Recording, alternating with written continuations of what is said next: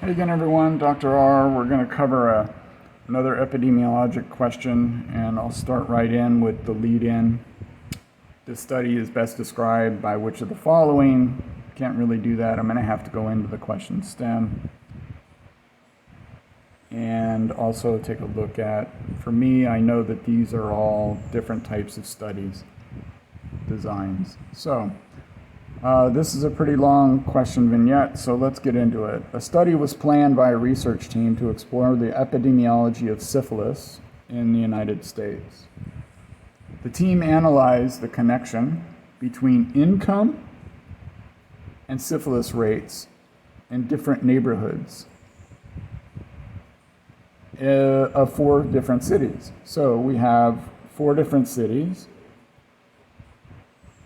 And we looked at income,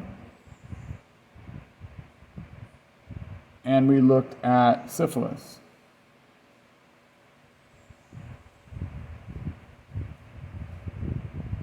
In these 4 different neighborhoods in 4 different cities. The health agency of each city furnished data on the annual number of reported syphilis cases. So, we got reported syphilis cases for a neighborhood and the count of welfare program beneficiaries. So, I'm assuming they're using welfare program beneficiaries as people that might be considered low income. And then the syphilis rates are coming from the health agency, and that is at the neighborhood level. So we're not getting individuals reporting syphilis rates, but they're saying that these rates were reported per neighborhood. So that's important. In the same area during that same period. So all of these line up with the same time period. So that's good.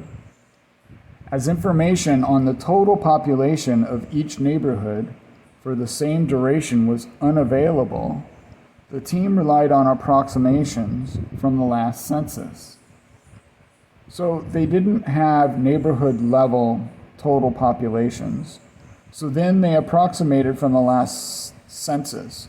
So what we are looking for is we are then starting to talk a bit about prevalence, right? Because we are starting to talk about the number of people with the disease divided by the total population. Well, we didn't have the total population, right? Because it was unavailable. So they approximated using the census, and that filled in the denominator. So the census data went here. And then the number of people with the disease came from the health agency that talked about the reported syphilis cases. And they could have came from various different clinics, hospitals, all over the places, right? And so then this was the reported cases. So the positive disease. And then they stratified this by low income and non-low income. So the low income were the welfare recipients, and then everybody else was apparently not considered low income. So this case is best described by which of the following? Is this a case control? Do we look at cases and then choose controls? Remember, they often have the same numbers in here. They might be 500 and 500 or 1,000 and 1,000. That's a clue, that's a hint that you need to consider case control. But we don't see that. We don't see cases and then us choosing controls, and we don't say anything about retrospective, right, looking back over time. So that doesn't seem likely. Is this a cross-sectional study? Well, yeah, it actually could be a cross-sectional study, because it did talk about cases and then the census, and it was looking at a point in time or the same period. So that is a possibility. What's an ecological study? So an ecological study is an observational study that aggregates data collected at a population level. Now, what does that mean? Remember here, we didn't have the neighborhood level data. So what we needed to do was we needed to approximate using the last census data. We also didn't have individuals reporting this data or us collecting that by surveys. We were using neighborhood level data. So all of this data is aggregated together because we could have had clinics and hospitals reporting this. We could have had health agencies directly report this, but all of them were reporting to the health agency, and they aggregated the data. They put all that data together. So for us to get this disease level. So that's starting to sound a little bit like an ecological study.